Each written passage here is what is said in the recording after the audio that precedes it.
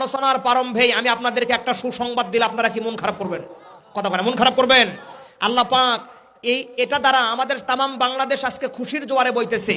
আপনারা জানেন বাংলাদেশের বর্তমান আমাদের বগুড়ার কৃতি সন্তান জনাব তারেক রহমান, ওনার মরহুমা বেগম খালেদা জিয়া মৃত্যুবরণ করার পরে ওনার যিনি গৃহপরিচারিকা ছিলেন, যিনি কাজের মেয়ে ছিলেন, ভোলার মেয়ে, নাম হলো ফাতেমা।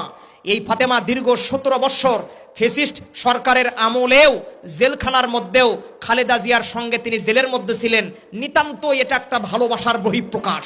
শুধু তাই নয়, যেই মানুষটা বিনা স্বার্থে 17 বছর বেগম জিয়ার সঙ্গে ছিলেন, তামাম বাংলাদেশে যখন নানান রকমের কথা উৎপত্তি হচ্ছিল, সমস্ত কথাকে অম্লান করে দিয়ে আজকে আমাদের বগুড়ার কৃতি সন্তান জনাব তারেক রহমান ওই গৃহপরিচারিকা কাজের মেয়ে ফাতেমাকে আপন বোন হিসেবে স্বীকৃতি দিয়েছে।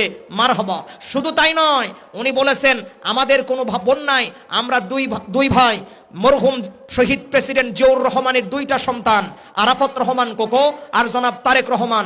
আর আমাদের আজকে 3 নম্বর আরেকটা আমার বাবার সন্তান হলো, সেটা হলো মেয়ে, সেটা হলো এই যে ফাতেমা।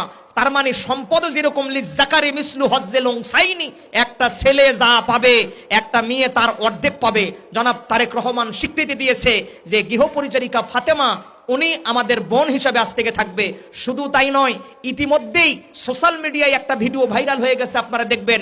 একই সঙ্গে একই টেবিলে এই যে তার মরহুমা বেগম খালেদা জিয়ার পরিবারের সবাই এক টেবিলে খানা খাচ্ছিলেন। ওই টেবিলে কাজের মেয়ে তো খানা না খাওয়ারই কথা, বর্তমান ট্রেডিশনাল যুগে এসে এক টেবিলে, এক ডাইনিং টেবিলে তারা খাবার খাচ্ছে। নিঃসন্দেহে এটা সত্যর এবং ভালো একটা জিনিসের বহিঃপ্রকাশ।